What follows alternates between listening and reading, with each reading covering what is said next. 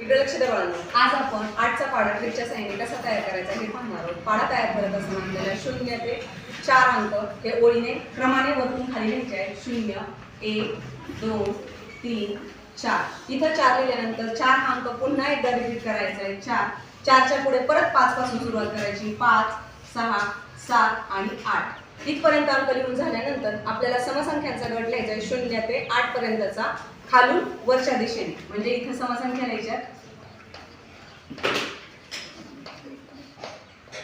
0 ते 8 ते आपण वरच्या दिशेने सुरुवात करूया. 0 2 4 6 8. परत इथं 0 2 4 6 आणि 8 अशा पद्धतीने समसंख्यांचा आपण हा गट लिहिलेला आहे इथपर्यंत आणि पुन्हा तो गट इथून इथपर्यंत लिहिलेला आहे.